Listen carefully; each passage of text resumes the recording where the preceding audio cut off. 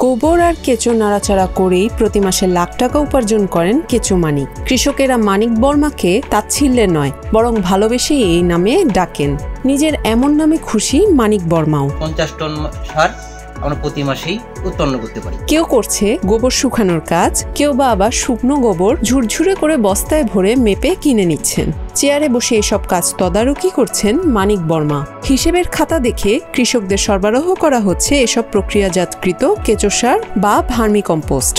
প্রাকৃতিক গুণাগুণ সমৃদ্ধ হওয়ায় কৃষকরা ছুটে আসেন মানিকের খামারে। এখানে আমরা বিশাল একটা পরিবার নিয়ে আমি এখানে কাজ শুরু করছি। প্রতি মাসে আমার 50 টন সার উৎপাদন হয়। 1 কেজি সার উৎপাদন কস্টিং আমার প্রায় 12.5 টাকার মতো পড়ে। আমি যেটা বিক্রি করি কৃষকের কাছে 15 টাকা। এতে করে আমার কৃষকরা উপকৃত হচ্ছে। কৃষকরা নিজে বলে যে এই সারে রাসায়নিক সারের তুলনায় অনেক কম খরচ লাগে, ফসল তাদের ভালো হয়, রোগবালাই থাকে না, মাটির উর্বরতা শক্তি বৃদ্ধি করে। এটা কৃষকের বলা কথা এবং আমি তো নিজেও প্রয়োগ করে দেখছি এবং আমার নিজের ফসলেও আমি এটা প্রয়োগ করে থাকি। দিনাজপুরের আরাজি শিয়ালখেদা গ্রামের বাসিন্দা মানিক বর্মা। ছোটবেলা থেকে বাবার সঙ্গে কৃষিকাজে যুক্ত ছিলেন তিনি। সেই থেকে হাতে খড়ি তার। এরপর 2004 সালে কেঁচো সার তৈরির প্রশিক্ষণ নেন বেসরকারি একটি প্রতিষ্ঠানে। পরে নিজের বাড়িতে শুরু করেন সার তৈরি। আমি যখন আমার এসএসসি পরীক্ষার্থী তখন থেকে আমি কেঁচো সার ফুলের টবে আমি শুয়ার ঘরে করতাম।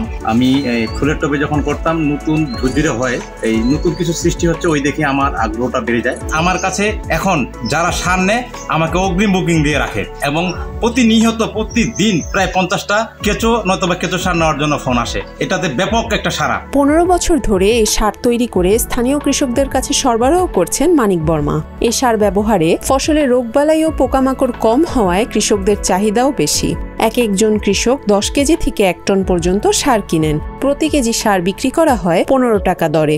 সম্প্রতি রাসায়নিক সারের ঊর্ধ্বমুখী বাজারে কেঁচো সার সরবরাহ করে কৃষকের ভরসার প্রতীক হয়ে উঠেছেন মানিক বর্মা। এই কেঁচো সারটা হওয়ার পর এইটা দিয়ে আমরা সুন্দর আবাদ করছি, এটা দিয়ে ফসল ভালো হচ্ছে, এটা দিয়ে মানে খরচটা কম হচ্ছে আর কি। কেঁচো সার দিয়ে পোকামাকড় একটু রোগবালাই কম আছে, খরচ কম হচ্ছে, ফসলটা ভালো হচ্ছে।